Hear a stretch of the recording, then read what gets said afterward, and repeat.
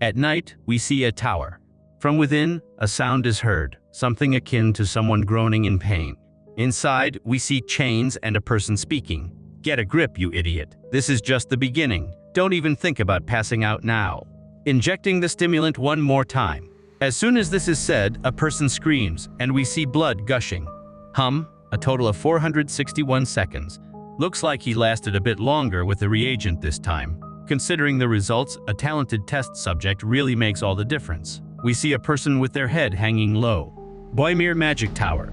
461 seconds after the 70-second magic power circuit stimulant. Can we say the magic circle has been activated and the immune reaction has been suppressed? Excellent. Let's also apply a stimulant for memory expansion.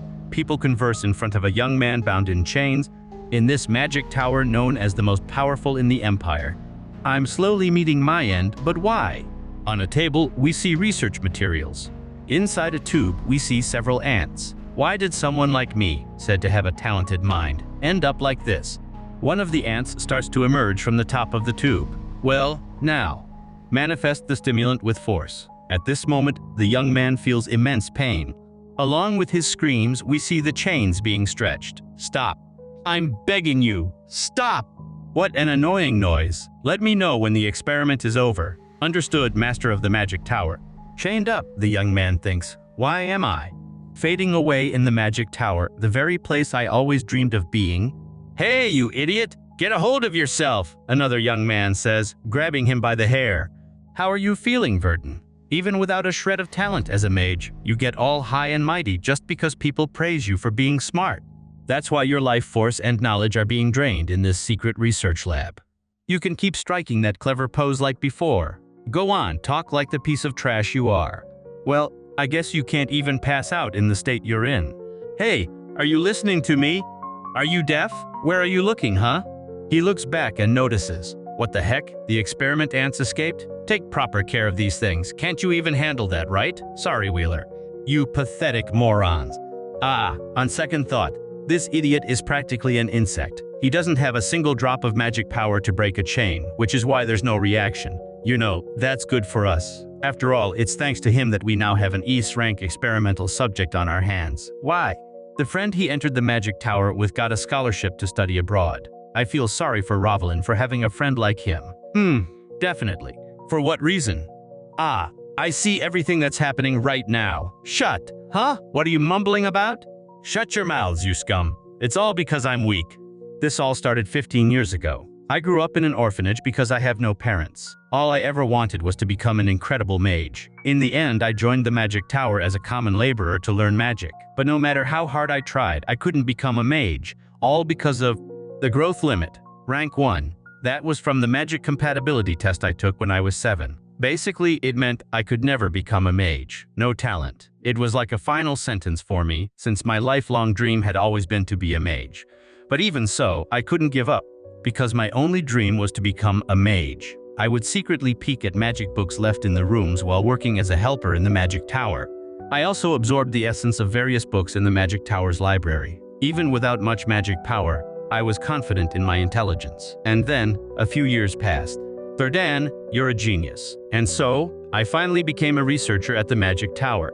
Wait, no, you're more than a genius. How could a common researcher even imagine something like this? This is something the entire magic tower would recognize, even the tower master Balrog. That's when I realized a truth I hadn't even known myself. My intelligence wasn't just a talent, it was at a genius level. Thank you, Lucard. I needed to test this out before presenting it. Thanks for your… What? Wait? Am I the first person you've shown this to? You haven't shown it to anyone else? No. You're the only one I've shown it to. Is that so? Lucard, the only researcher I was close to, had finally acknowledged me. Maybe now I could stay in the magic tower, not as a manual laborer, but as a scholar of magic. That's what I thought until he presented my thesis as his own. By the time I found out, it was already too late. He went straight to the tower master. Please, you have to believe me. That thesis is mine. It disappeared the day before it was to be presented, and then Lucard presented it as his own. So you're saying you're the author of the theory of multidimensional continuity. If it's the respected Master Balrog Bessias of the Boimir Magic Tower, surely he won't let this slide. Yes, Tower Master. If you'll allow me, I'll explain everything from the beginning. What a surprise. I had no idea there was such a talent among the common researchers. If only I hadn't gone to the Tower Master that day. We see the Master placing a hand on his shoulder. Come to my laboratory in 2 days, when the moon is hidden. If I had fled the tower right then, could I have lived a normal life for the next 7 years? We see him being thrown to the ground. That's how I was forcibly imprisoned in the Tower Master's laboratory. You little brat! Always with this useless rebellion. Tomorrow, I'm increasing the experiment's intensity. Get ready. I became a worker by day and a test subject by night. They ordered me to create a magic circle and validate the theory of my own thesis, to inject substances into my own veins and observe the reactions myself, to invent a new potion and prove its effects, and to dedicate my life to the magic tower. Even if I tried to reveal the truth, no one would believe me. All I got in return were threats from the Tower Master to eliminate the people I loved. We see him lying in his cell. It's all over. Okay, I can still do it now. Over here, Verdun. Hey, over here. Verdun, hurry. Wait for me, Rovalin. What is this? Hey, laborer, get a move on. Understood, mage. My childhood? Verdun, let's become great mages together. That's a promise. Yeah. If only my growth potential had been just a little higher. Would things have turned out differently? In his cell, he reaches out his arm, trying to grasp the memory in his mind. Admit it, it's all over. Sitting, leaning against the wall, he hears a sound as ants crawl in the same cell. That sound again. I hear it every time they experiment on me. I don't know anymore. I have no strength left. Maybe it would be better if I just went away. Really? But that's not what you truly feel, is it? It's not. Strangely, a dead ant on the floor begins to say this. It's not over yet, is it? For revenge and for survival. Hold on, grit your teeth and endure it, again and again. Then you will be reborn so that you are never trampled again, so that you can command great power. You will overcome your limits. Hearing this, he clenches his fists and says, yes, it's not over yet. We see some markings on the wall. I need to sharpen the blade of vengeance I've been honing for the last 7 years with everything I have until it's perfect. If I can just solve this one last problem that I can't seem to figure out. Faced with greater power, just having a mind smarter than others isn't enough. If that's the case, then I just need to challenge my destiny. I will rework the entire theory and create a new way to reconstruct the body like never before. The heaven-defying theory, he says, slamming his hand down. Tomorrow, we see all the markings and notes inside his cell. Will surpass all my limits. The heaven-defying theory for body modification I've always dreamed of is now complete. Now that I've accepted the idea of passing on, he kneels on the floor and starts to think, and what I need to prove this theory is, even if my current body, unable to use magic, collapses just for once, that artifact will allow me to use magic. Tomorrow night I will reclaim my freedom. The long night passed, and finally, the day to execute the plan arrived. We see a key opening a door. Hey, trash! Time to clean the alchemy lab. Don't just stand there. Get a move on and cover those bloody wounds. Whimpering just because you went through a few experiments pathetic, and don't even think about slacking off just because the festival is coming up. Answer if you understood. Yes. We see him in the lab, cleaning some things. Are you cleaning all by yourself? Hearing this, he looks back. Rovalin, what brings you here? Came to say goodbye to a friend before I leave. Ah, you said you were studying abroad, in the magic city of Virente, right? That's a privilege given only to the most outstanding talents, even in the magic tower. Congratulations, have a safe trip. Verdun, my offer still stands. Come with me to Virente. There, you won't have any stuck-up authority figures ignoring you like they do here. You might even get a chance to learn new things in the magic city. And also, don't get the wrong idea, okay? I just wanted someone to talk to. Rovalin, I'm staying here. I'll write. We see the carriage departing. From inside his cell, the boy watches as he thinks. Rovalin, you have no idea about what's happening here. Hurry up and follow the group. About everything I've been through all this time. Still, on the bright side, you won't get involved in my plan. The Festival of Magic, one of the most famous holidays in the world, celebrating the construction of the first magic tower and offering prayers for the rebirth of magic. It's the busiest day at the magic tower. When the festival begins, all the high-ranking mages go to the big city, and only the lower-level mages remain in the tower. He knocks on a door and announces, "It's me, Verdun. You may enter." What do you want at this hour? If it's not important, you're in for a beating. The Tower Master sent me to clean the treasure room. You should have asked for permission first. Don't you have any common sense? What a pathetic fellow. You can come in, but don't you dare scratch or lose anything. Yes, Supervisor. In this way, we see him open a door. Upon entering, he touches something. All right, I blocked the noise with the artifact. Now it begins, he thinks, descending the stairs. He arrives somewhere and stops, facing what appear to be magic circles. Second Circuit, an artificial artifact created by the Tower Master at a great cost, allowing any mage to perform triple casting and temporarily awaken the owner's potential. I need this staff to execute my plan, and to get it, I have to break the protective magic circle. The masterpiece of the Tower Master who reached the 7th level. I've been researching how to break this magic circle for the past 7 years. Tower Master, that magic circle you're so proud of. After placing his hand, we see energy spreading through the room. I will shatter it! Aw, shoot! Some people are lucky enough to go to the festival, while we're stuck on guard duty at the power source. What a drag. We drew the short straw. That's why you're better off staying in your lane. If it were based on merit, I would have definitely been chosen. Huh, is that Verdan? Good, you're here. Bring more drinks. If I become the Tower Master, you can say goodbye to this cheap booze. For real, you think becoming the Tower Master is that easy? If you ever become the Tower Master, I'll personally lick your boots clean. While they chat, we see Verdun leaving with the staff. All right, I'll remember what you just said. I'm definitely going to become the Tower Mao. Before he can finish his sentence, his head is lopped off. The other man looks at the scene in terror. What, you? Beside him, we see Verdun standing, pointing the staff at him. Verdun, have you lost your mind? Your reaction shows you didn't expect this at all. How dare a creature as insignificant as you attack a mage? I'm going to correct that attitude of yours. If you can survive this spell, that is, 3rd level magic, wave, 3rd level magic, earth sphere. And so, we see the magic being cast. The man is shocked as he realizes he's about to be hit. Huh? Next, we see his blood gushing. On the ground, he questions himself. How? How can a 1st level mage use magic? What? Surprised, the mere test subject knows how to use magic. You and this tower should have treated people with more care. After saying this and finishing off the 2 men, we see him standing still. Looking out the window, he thinks, this is the first time I've seen it. The magic tower's power source. In front of him, we see a pulsating heart. It took 7 years to get here. From now on, I will use the mana from the power source to execute the heaven-defying. If I fail, I don't know what will happen to me. But I'll only know if I try. With that said, he takes the staff and strikes it on the ground. A magic circle appears beneath his feet. Body transformation. Heaven-defying. We see the heart glowing brightly, and a light crashing down upon the tower. This light is visible even from far away among the mountains where a carriage is passing.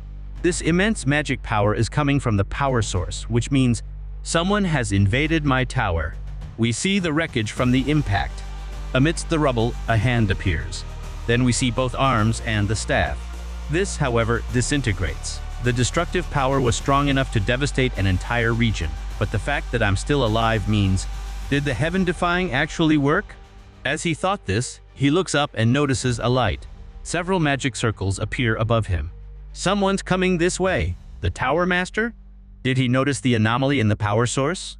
As soon as the Master stops above him, he extends his hand, preparing an attack. We see the impact of this strike. Amidst the dust, we see the Master appear. Is that a teleportation magic circle? You dare touch my tower and then flee?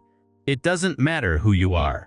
Even if you are the Emperor of the Empire, even if you are just a child, I will find you and I will end you, whatever it takes. Whatever it takes. At another time, we see a forest. I'm sleepy. My body has no strength. I just want to keep lying here. The sound of water? What? Where am I? I was definitely running away. Huh? Standing in the water, he stares at his reflection. What's going on here? My face has changed. Why do I look like this? The brown hair had turned ashen gray, and the black eyes were now a crystalline blue. Did I become a completely different person? Was there some error in the body reconstruction? But the heaven-defying definitely worked? That's right. I managed to cast the spell after touching the mana source. And before the Tower Master found me, I used spatial transfer magic to escape. And now, I'm here. I've never seen this forest before. There are plants here I've never seen near the Bohemir Magic Tower, which means Did I manage to transport myself a distance of half a continent? So, I managed to change my body with the heaven defying. And I also managed to escape the tower with the teleportation circle I prepared. I'm free, finally. I wonder if the tower master has lost his mind yet. He must be foaming at the mouth with rage. The tower was destroyed, so he won't know who did it, nor that I, his little test subject, escaped. But the magic tower won't fall just because of this. Even without the mana source, the tower master will find a way. The other name for Balrog Vesius, the tower master, the omnipotent, isn't just for show. But for now, this is enough. While the tower is rebuilding, I will grow even stronger until I'm ready for my revenge. I will destroy everything he has built, right before his eyes, and at the same time, make the name of the mage Verdun known to the world. Revenge and proving my worth as a mage. That is my sole purpose. Goodbye for now to that wretched magic tower. We see a goblin chopping something with an axe. Verdun says, extending his hand, and we see the magic heading towards the goblin's head. Blood. It is sliced. There don't seem to be any visible side effects. Could there have been a problem with my body's reconstruction? Besides the hair and eye color, the rest seems the same. And the magic power that surpasses normal levels is still here too. I can't quite understand what phenomenon occurred. More importantly, this is going to be a pain. Seeing goblins wandering around so freely, it seems I'm quite far from any village. He notices some marks on the ground. Wagon wheel tracks? Did they drop their cargo while fleeing in a hurry? Magic detection. Better check where the owner of this is. And so, his magic spreads across the area. Go, hurry up. You useless horses, run faster. Darn it, what a mess! What in the world was that? How did it come to this? Running into the remnants of the bandit group that was supposedly already defeated while we were passing through the forest. That was acceptable. Shouting that I knew the local Lord of Pate and still failing the negotiation. I could also stomach that. But the hired mercenaries running away because they were scared of kicking the bucket was something I just couldn't fathom. But what was that bizarre orc with that hideous smile? At least the bandits were too busy trying to deal with those monsters. Otherwise, I would have been done for too. We see him fleeing with his carriage. That sound. Don't tell me it's following us. Hurry up, darn it! Run, you useless animals! While fleeing, his carriage runs over a fallen log. And so, the man is thrown to the ground. Ah, my back. Wait. He stares at the trees in front of him and finds several eyes staring back at him. Orcs and goblins emerge from the spot. Darn it to end like this at the hands of demi-humans. The monsters charge to attack, and he hears a scream. This is the end. Earth Wall. A spell appears around the man, defending him from the attacks. Oops, I forgot to make air holes. One of the orcs looks towards the person responsible. We see Verdun standing there. Well, I better finish them all off before he suffocates.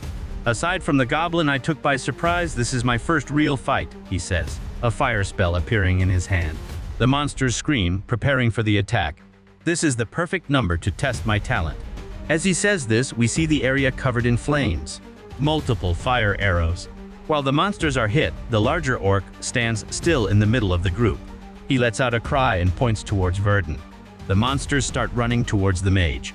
Seeing this, he prepares a new spell. Multiple fire arrows, wind gust, dual magic, scorching heat arrow. And so we see an explosion at the scene. After that, we see the burned monsters. I surprise even myself. Before, I couldn't even take down a single goblin. Looks like there are none left. Better get the coachman out of here quickly before he suffocates. I came to rescue him when I saw he was being chased. It would be a waste if he perished. As he walks, the orc rises behind him. He hears the sound and turns around quickly. There's still one alive. And with that, we see blood gushing. After the battle, we see the coachman in his carriage again. Friend, I will never forget what happened today. If it weren't for you, Sir Mage, I wouldn't have survived that. How can I ever repay this debt? It's fine. Just pay attention to the road. The carriage might flip over again. Yes, understood. Oh, by the way, there was a horde of monsters. Were you hurt or in any danger? Is it rude to ask that after everything that happened? This person talks too much. It was dangerous, but... What? There's still one alive. We see the scene again. The moment he notices the monster, he prepares another spell. Wind curtain. And so, he slices its head off. You can rest easy. By the way, do bandits appear often around here? I heard that where demons live, there usually aren't any bandit groups. No, this is a first. This forest is within the domain of Baron Pate. I've known the Lord since I was a child and we exchange letters often. He said the bandits were recently subjugated and that we could pass through without fear. So I traveled with the cheap mercenaries I wouldn't normally hire. And just as we were passing through, I thought I had failed the spatial transfer. But if this is Baron Pate's domain, I've come to the right place. I erased my tracks and unintentionally changed my appearance, but the Boymere magic tower can still track me. For now, I need to hide my identity and grow stronger. Ah, Sir Mage, are you listening? I haven't told you my name yet. From now on, I will no longer use the name Verdan. My name is Asher, until the day I can face the Tower Master head on. At dusk, we see the entrance to the castle of the Lord of Pate's domain. Hey, you look! Like you've lost some weight. Must have been from fleeing the orcs. It was my fault. Were you injured? It's not just bandit remnants. There are even demi-humans. Don't worry. It wasn't your fault, my lord. Ah, is this the mage who saved you? I can't let my friend's savior go just like that. Tell him to come to the castle with us. Thank you for your kindness in providing clothes, food, and lodging. Welcome! Now that I remember, I haven't introduced myself yet. I am Pate of Enrod, the Baron who governs this domain. Please, have a seat. Asher, is it? Is the food to your liking? Yes, it's very good. I have prepared 5 million elks as a reward for saving Conrad. Let me know when you need it. This may seem a bit sudden, but if you're up for it, I'd like to offer you a mission. I will pay well for the service. Either way, I'll need money to achieve my goal, and this could be a chance to get used to fighting with magic. Could you tell me more details about this mission? A few days ago, hanged bodies were found in the southern forest. Upon investigation, they were discovered to be residents of a nearby village, which had already been destroyed. At first, we didn't know who was responsible, but this revealed the existence of a bandit group. The problem is that we've searched the entire barony and found no sign of them, as if they vanished by magic. It's possible there's a mage among the bandits. Of course, that's just a guess for now. And when do you plan to start? Pate smiles and says, in 4 days. And so, we see a group gathered outside. A pleasure to meet you. I am Enoch, a knight of Baron Pate, and I am in command of this operation. The one with black hair is Hades, and the younger one is Patrick. Hello, Sir Mage. A pleasure. I am Asher. I accepted because it seemed useful in several ways. But this sudden bandit hunt, wouldn't it have been better to try and prevent this sooner? I don't want to end this before your departure. I guess I should consider this payment as part of the meals I've received these past few days. Are these people also part of the hunting party? Ah, they are adventurers.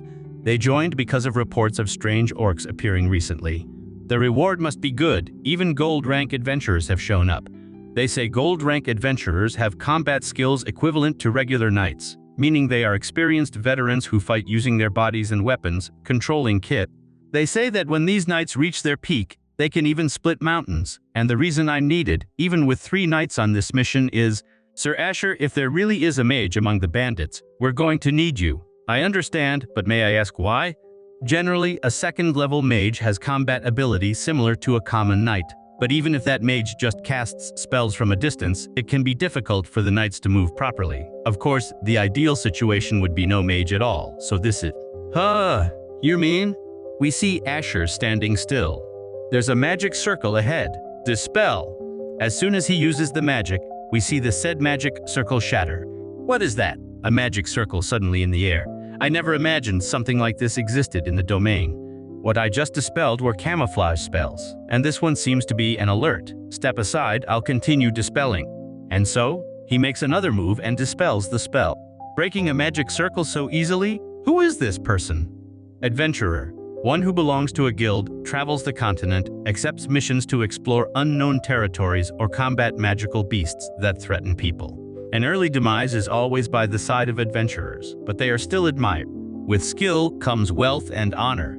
However, if an adventurer who has crossed the line between life and its end abandons honor and yields to desire, turning their blade against humans, they become nothing more than a bandit. Darn it! We haven't even recovered from the damage caused by Pate's subjugation team. And now, orcs and goblins have started attacking out of nowhere. And to make matters worse, we're running out of food. What are you waiting for? Don't just stand there gawking. Go find other prey. It seems that's them, sir. What do we do, Sir Enoch? Please give us your orders. They are unprepared, so we will attack immediately. Wait, Sir Enoch. I was brought along as a defense against mages. but we haven't yet assessed the enemy's strength. If their mage is stronger than me, we could have problems.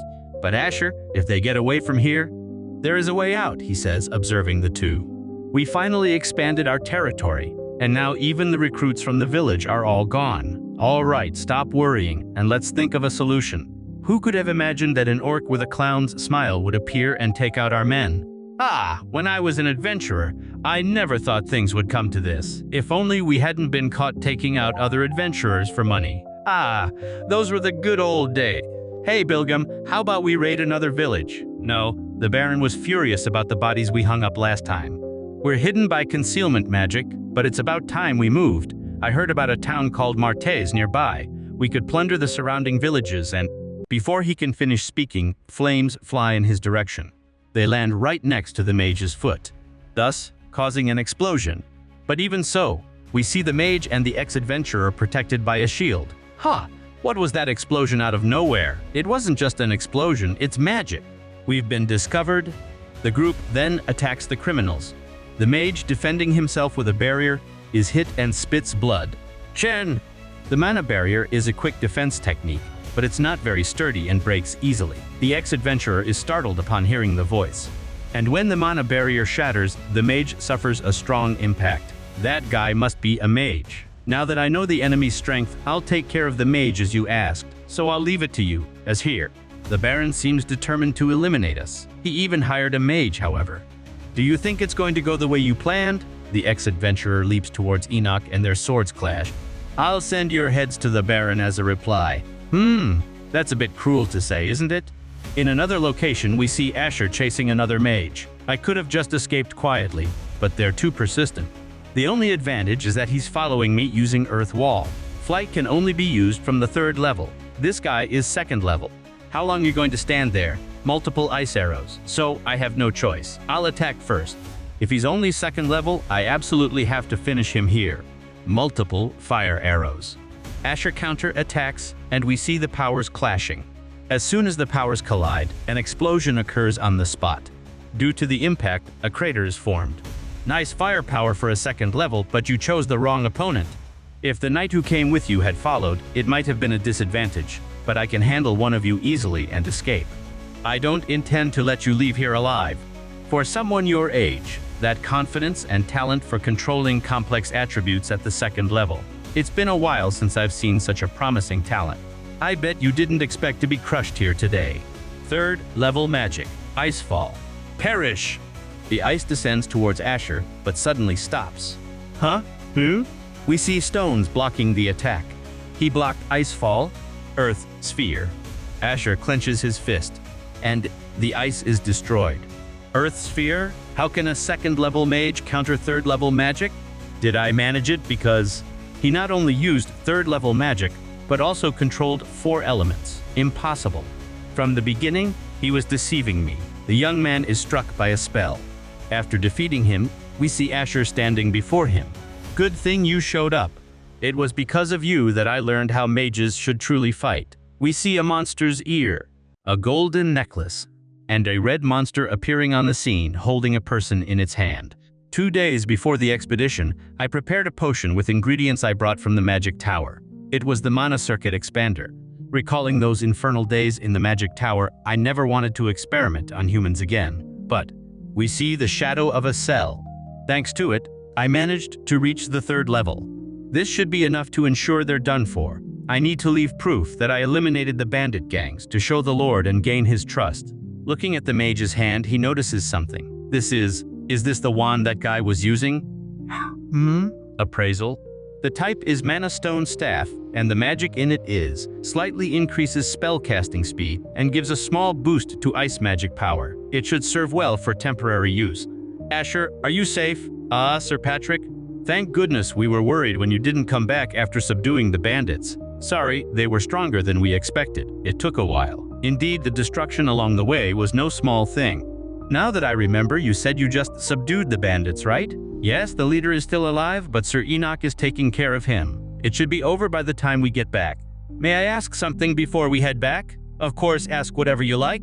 What happened to the bandits' belongings? The Lord said that if it's not too serious, you can take whatever you want from the loot. Baron Pate, I accept this wand with gratitude. Excellent work, Asher. If it weren't for you, our group would have suffered heavy losses. Not at all. It was a good experience for me as well. Chen is gone. Impossible. Darn it, if this keeps up, we'll be taken to the domain and executed. I still have so much to do. I can't meet my end in such a forgotten place. In that case, it's all or nothing. And so, he breaks free and starts attacking the people around him. Get out of my way! Without Chen's magic, we can't break this encirclement, so there's only one way. Kill the knight and escape with his horse. He attacks Enoch again. After his first attack is blocked, he prepares a second with his dagger. But Enoch manages to grab his arm, grabs him by the collar, and throws him to the ground. Who is this guy? Did he just throw away his sword? Hold him. Don't let him move. You fighting by throwing away your sword? Have you no honor? What are you talking about? Honor is only for the living, my bandit friend. Thus he is executed and his body is dragged away. Forgive me for that unsightly scene. If I had a little more time, I would have cut his neck from the front. This isn't how I usually fight. That was amazing, Sir Enoch. But why did you keep them alive? Ah, it's because the soldiers said they recognized some faces among the bandits. I suspect they might be survivors from the attacked village, so we need to take them to the castle and decide their fate after confirming their identities. Everyone, return to the domain. Take the bandits with you. Stand up straight. One of the bandits suddenly tries to flee. No, I don't want to be taken away to my doom. What? Wait, stop! Leave it to me. Please, wait a moment. Something strange.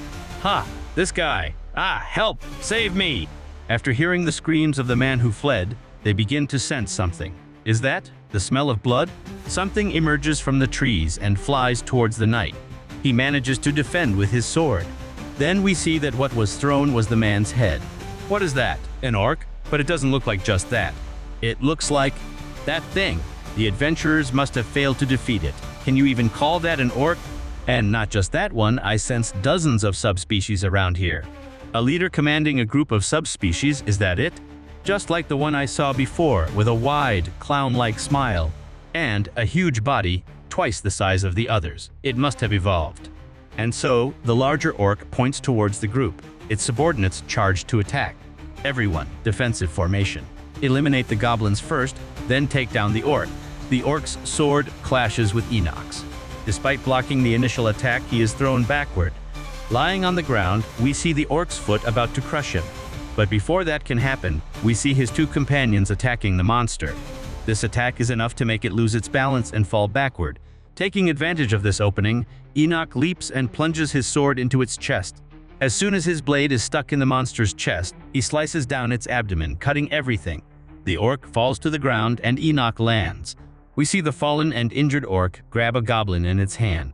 The goblin screams and the group just watches. After that, the orc spits out a bone. And so, it is healed and ready to fight again. Healing by devouring others, is it? It seems we're not getting back peacefully today. Everyone, prepare for combat. The orc, without a moment's hesitation, throws its sword towards the group. It flies towards the face of one of the members, who, with his reflexes, manages to raise his sword and defend himself. That orc suddenly threw its sword. Despite the defense, the size difference in the swords is enormous, and his begins to crack. Until, finally, it breaks in half. The pieces of his sword fly, cutting his face. Those pieces of the broken sword, and he is hit. Here it comes. Watch out, Patrick. When did it even move? Patrick, noticing the monster, charges to attack and attempts a strike with his sword. I'll cut you down right here. What? The sword is stuck in its muscle. In this way, Patrick finds himself trapped. It won't come out. Earth shelter. We see the monster being hit in the face by a spell. Sir Patrick, over here. Yes. I'm alive thanks to you, Asher, but... And now, Asher, I didn't even bring my sword. It seems its regeneration and physical resistance improved after devouring that goblin. I attacked with all my strength to tear off its arm, but the orcs I knew never had this kind of power. Could it be one of those special entities from the legends? I don't think so, but it's too strong. Regenerates and gets stronger by consuming others. Commands subspecies and drives them into a frenzy. Has the strength to face knights as an equal. This thing is on another level compared to a common orc. But if that's all, it's still too weak to be called a special entity. Common magic has its limits. No matter how much mana you use, it doesn't go past a certain point. And if you force it too much, the magic simply unravels. That's the law of magic. But there is a magic that doesn't follow this limit. Terrain manipulation. Between the palms of his hand, we see a magic circle appearing. As soon as this happens, the terrain around him begins to be manipulated. The ground is shaking. As if the monsters weren't enough of a problem, now there's an earthquake. No, we're all going to be done for here. Calm down, everyone. Hold your position. This is Asher's magic. I said that, but in the face of this, it's normal to be shaken. We see a huge crater on the site, with only Asher's group standing on top of a rock. All the monsters fall, and some are crushed by the big one. Asher from above prepares a fire spell, 3rd level magic, Fireball. He launches it downward, burning several monsters at once. They burn really well, turned to ash. Patrick, maintain your composure. That was a more than a satisfying blow, wasn't it? The 3rd level magic, Terrain Manipulation, has no limit to its expansion, but no mage uses it as a primary skill. That's because it consumes an extreme amount of mana relative to the power it delivers. I thought if I had enough command, I could surpass the 3rd level, but it was disappointing. As he lamented, they hear a sound. It's still alive. Down below, we see the orc eating other goblins. What do we do, Asher? If you don't want to burn to a crisp. He extends his hand and once again casts a spell. Wave! Asher, multiple ice arrows, Winter Blast. I'll freeze you until you turn to stone. Dual casting of piercing cold arrow. Both the orc and the other monsters are hit by the blow. But still, the orc extends its hand to try to hit Asher. Even if you don't feel pain or regenerate, Asher dodges its palm. After the dodge, he appears behind the orc and prepares again. If the body freezes, it won't be able to move. The orc looks back and glares at him as he prepares. Frozen orb. After he uses the spell, we see a monster encased in ice. Subjugation complete. At another time, we see the magic city of Virente. Did you see this breaking news? Of course, a magic tower collapsing. This world never ceases to surprise. According to the report, the tower's power source went out of control. Can you believe that? Most of the remaining mages were vaporized, and all of the tower's functions stopped. This field training is brutal. It's been so long since I've smelled civilization. Some people in different attire are talking. The scale of the damage seems too large to be just a failure in the power source. There are several rumors going around. Some say it's divine punishment. Others talk about a planned disaster. Still, I'm glad my theory was confirmed. I wonder if any letters from the tower arrived while we were training. Because there's no way the Boimir magic tower would just collapse like that. I heard there was a secret experiment going on there, and that's why they were attacked. The man who says this is suddenly grabbed by his tie. What? Say that again. What? Why are you acting like this all of a sudden? The Boimir magic tower. What exactly happened there? Congratulations on the subjugation team's return. After the mission ended, they returned to the domain of Pith, where Baron Pyth organized a banquet in their honor. Everyone did a great job. It's a miracle no one got hurt. Come to think of it, I don't see Asher. There he is. Asher, entering the room, asks, "Am I late?" The Baron tells him, "Not at all. You're right on time. Here, have some wine first." Asher says, "Thank you. By the way, I didn't expect you to invite even the common soldiers to the banquet." The Baron responds, "They worked hard to protect our territory. Does social status matter in that regard?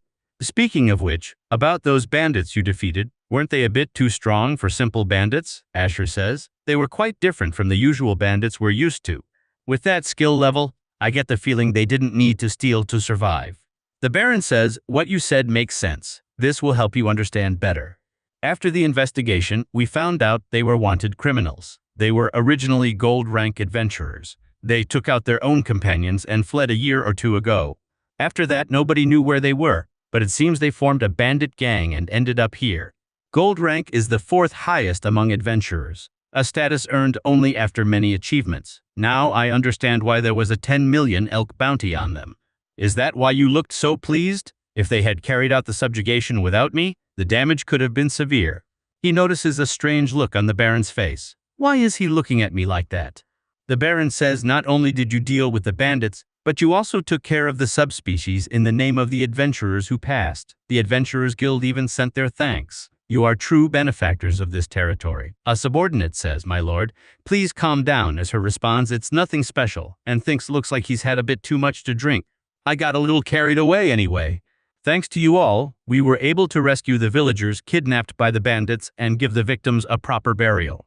Let's raise our glasses to Asher, the mage who saved the territory of Pith. They toast in Asher's name.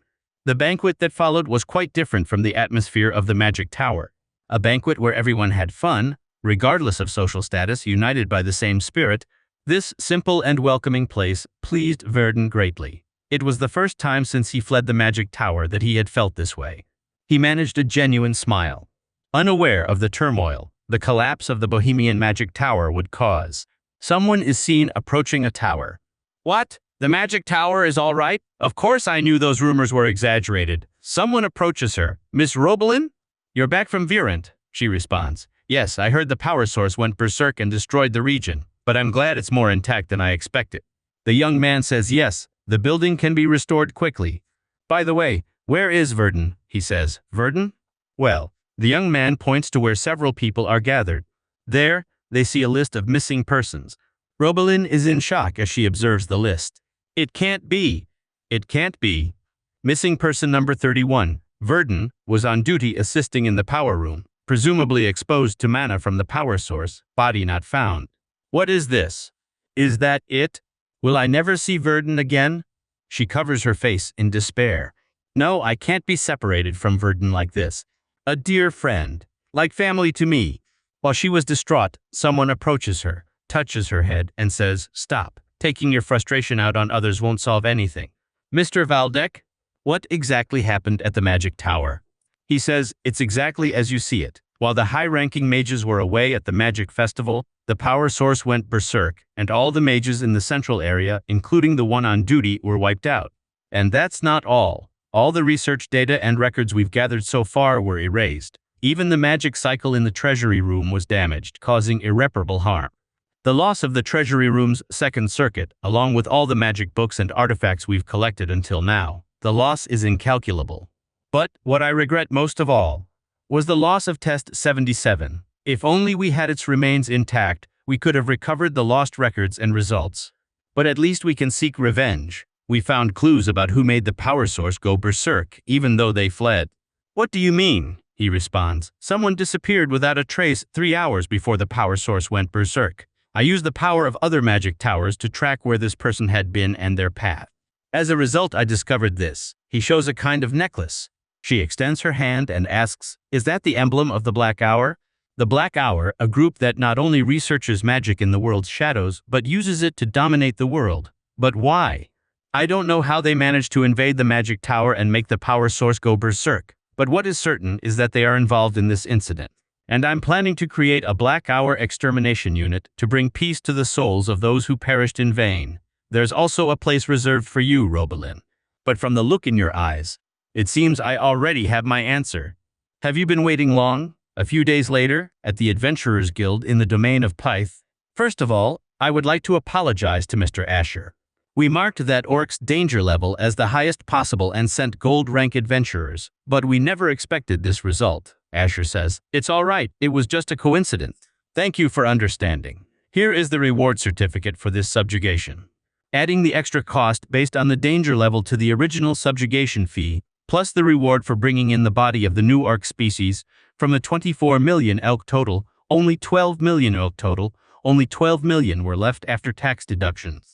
The man continues, you might already know this, but it's mandatory for non-guild members to pay a 50% tax on rewards. Even if we wanted to waive the tax, it's established by imperial law, and if we're not careful, we could be accused of tax evasion or embezzlement.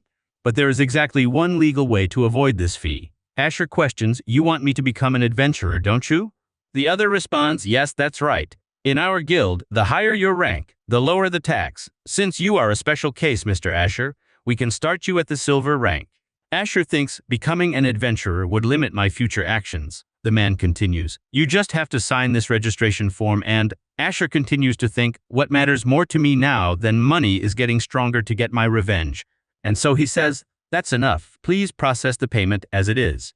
Despite having lived as a test subject in the Bohemir Magic Tower for 7 years, my essence is still that of a mage. We see the warehouse of the Adventurers Guild in the territory of Pate. A mage is always a seeker of mysteries and a dedicated researcher. That's why I brought the body of the variant I defeated here. for a thorough investigation. Still, to think they possess an artifact capable of preserving the state of whatever it covers. This is the Adventurers Guild in the territory of Pate, so I guess this capability is nothing special. Its condition is far from ideal, he says, sensing a horrible smell.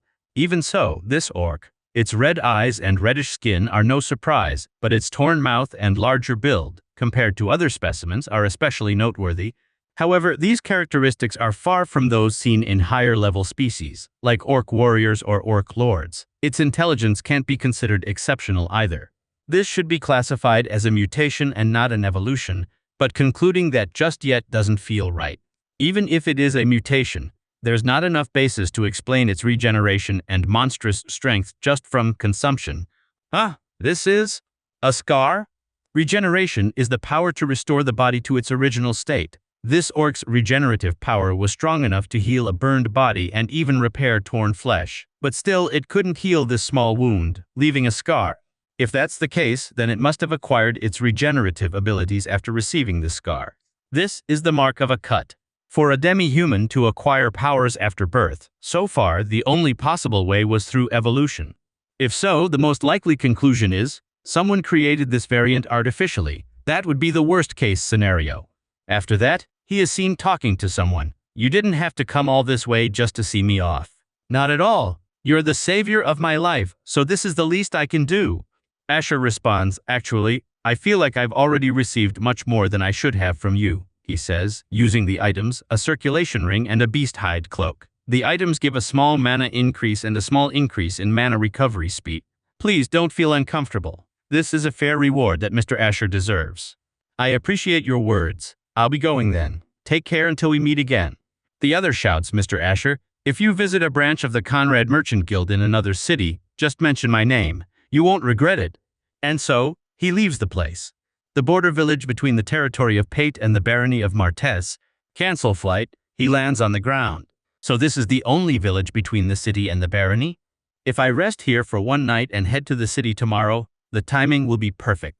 As he walks, he hears a conversation. Darn it!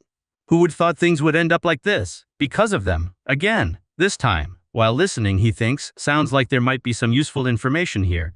Should I listen in for a bit and find out what's going on? Whisper of the wind. Anyway, the problem is the goblins. They took all our livestock and now we're paying a fortune to hire adventurers. Even after we said we could handle it ourselves. The other says, if someone gets hurt, it won't be worth it. The village chief said defeating the goblins is a job for adventurers, remember? Everything will be sorted out by tomorrow morning, so stop complaining. The other still responds. It's not like their fees are cheap. Asher thinks, so goblins have been appearing around here. To common folk, goblins are a plague. They start with petty theft, but when there are many, they raid villages, steal goods, and attack people. For that reason, calling for adventurers when problems arise is the standard response. Well, I guess it's nothing out of the ordinary. By the way, is that rumor true? That James saw a monster in the forest? Hearing this, he stops and listens again. The other responds, the village chief told us to keep our mouths shut. The other young man says, but nobody really cares anyway.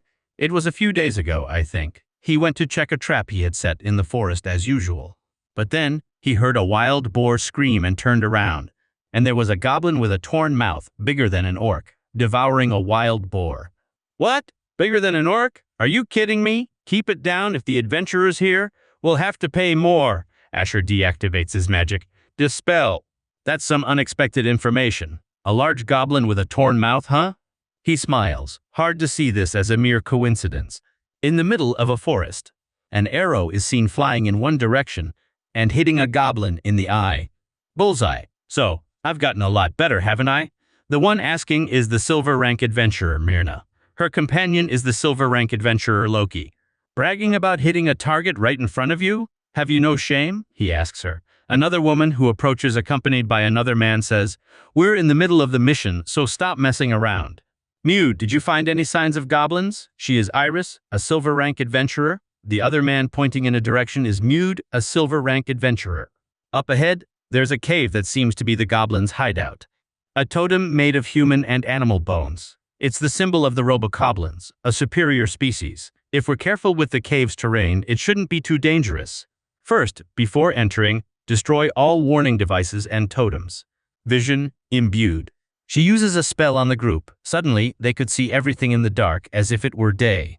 Now, even without a torch, you'll see just fine. As expected of our leader, we can always count on you. And so, they enter. But as she entered, the woman seems to notice something outside. Her companion questions Iris, is something wrong? No, it's nothing. Despite her reply, she thinks, I felt like I detected a bit of mana. Between the trees. In a bush, movement is seen. The group is already inside the cave. At a certain point, goblins are seen squatting in front of a fire with skulls. A glint appears from the back of the cave, and an arrow hits one of the monsters in the back of the neck. Now, the two adventurers charge and defeat the other two goblins. Everything's going smoothly. Looks like this will be over quickly, huh? Iris responds, don't let your guard down. It's not over yet. The group hears a sound. It might be a hobgoblin. I'll go ahead to scout, Iris says. All right, be careful. If anything happens, send a signal. As soon as she moves forward, she finds several mangled goblins on the ground. The sight paralyzes her with fear. Myrna, is something wrong? She says. Well, it's just... Without saying anything, she thinks. I just heard something that sent a shiver down my spine. They find a huge goblin eating others of the same species. What is that? What is that? A giant goblin eating its own kind. Could it be a mutant variant? But there was nothing about this in the mission description. For now, let's focus on taking that thing down. It may be huge, but if that's all there is to it, we can handle it. Thinking this, she begins to say. I'll explain the plan. Myrna, hit the goblin's right eye. Mudlock, you two hold it down and buy some time. I'll finish it. Myrna leaps and with her bow in hand, prepares 3 arrows. In the air, she aims.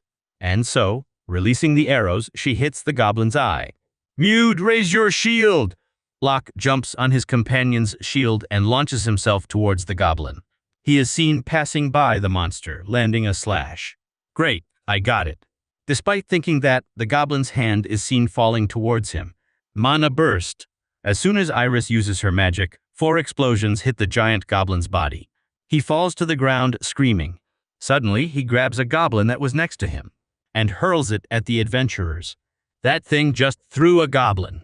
Leader, get down. Suddenly, Asher appears on the scene and says, Air rail. A force descends upon the goblin that would have hit the leader. The goblin hits the wall, and the leader is seen safe. Another arrow is launched, and once again hits the giant goblin. This time it falls to the ground. Hey, are you okay? Are you hurt? Myrna asks. She responds, I'm fine. After responding, she thinks if that goblin had hit me head on, I would have been done for, but its trajectory changed in midair. What was that? Myrna continues, anyway, I'm glad we completed the mission without anyone getting hurt. Let's hurry back to the village and get our reward. Asher, Hidden says, good thing it didn't get any worse. Good thing I followed them invisibly. That way, I got to see one of the lab specimens, the Joker, a demi-human.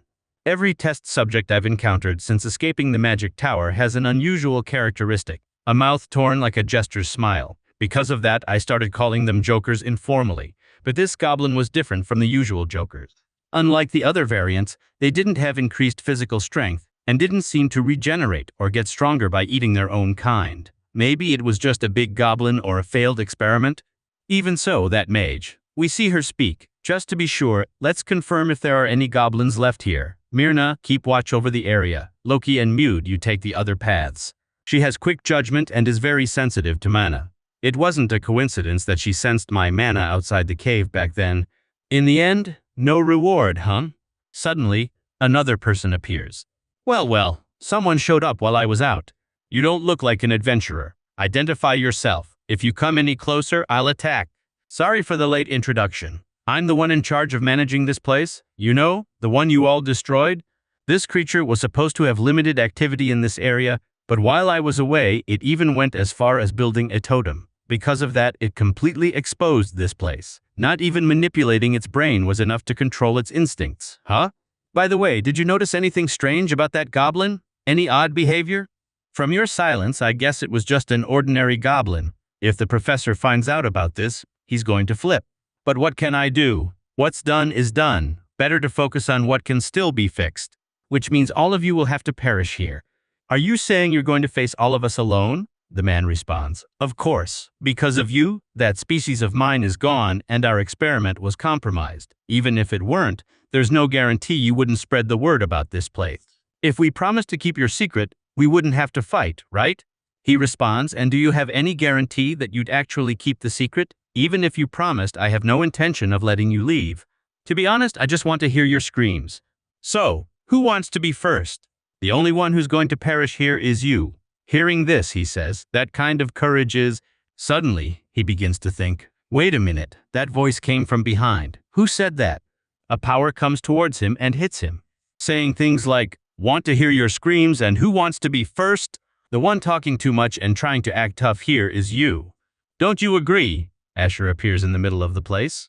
I didn't intend to interfere. But if I hadn't shown up, the group behind me would have been completely wiped out by that man. A little while ago, that man mentioned the goblin as a test subject, and he talked about someone called Professor. No doubt about it, this is related to the Joker demi-humans, the injured man asks. Who are you? Asher responds, I don't believe I have any obligation to answer that question. The other says, well, it doesn't matter, even if you don't reveal who you are. It doesn't change the fact that you're going to fall by my hand. As the man leaps toward him, Asher uses a spell, multiple flaming arrows. The opponent continues to advance. With his sword in hand, he tries to attack Asher, who defends himself with a barrier. The barrier is seen cracking, and Asher uses another spell, Mana Pulse. While fighting, he thinks, this speed. Did he reinforce his legs using some kind of energy? The weight behind his sword strikes is lighter than that of a pith knight, but his speed is far superior to theirs. I thought I could end this with a single blow. I'll have to change my combat strategy. You're pretty quick with your magic. I don't know what your level is, but in that case, I'll increase my speed too. Now, show me how you'll handle this. Asher again prepares himself. Winter's Gale, Ice Cascade, Dual Cast. The man, while advancing, thinks simultaneous use of ice and wind elements. Glacial Burst. He avoids the magic while saying, dual cast with 2 elements, impressive for sure, but if you miss, none of it matters. Behind Asher, he prepares for an attack.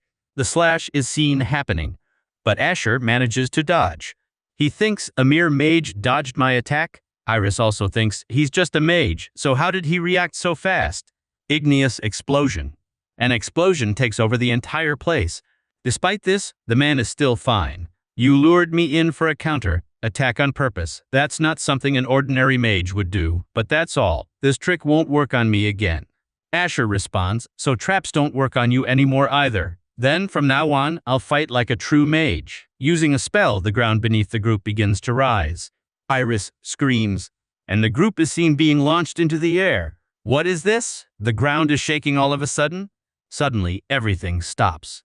Is this terrain manipulation? That spell is known to consume a lot of mana, but he's using it in actual combat, casting 2 spells at once and firing powerful spells in quick succession. His mana reserve must be immense. This fighting style. I've never heard of anything like it before. The man says, what is this? You said you were going to fight like a mage, but you just ran up high. You think I can't do anything just because you're up there? Despite saying this, he thinks, wait a minute, did he really move through the air? Is that it? But why did he take all the adventurers up there, even knowing the huge mana cost?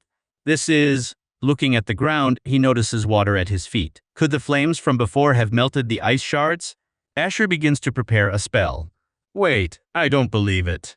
The magic begins to spread across the area. And Iris is impressed. Is that lightning magic? While he uses the magic, she thinks, even among the Academy's professors, few can master this element. Tier 3 magic, Thunderstrike. The man is hit. While being struck by the magic, he questions himself, who is this kid? Fire, ice, wind, and now even the advanced lightning element. Triple cast. A strong impact occurs at the location. Dust is seen rising, and Asher flies while saying, let me ask you something. There was an orc in the barony of Pith, similar to that goblin we saw earlier. Are they all connected to this professor?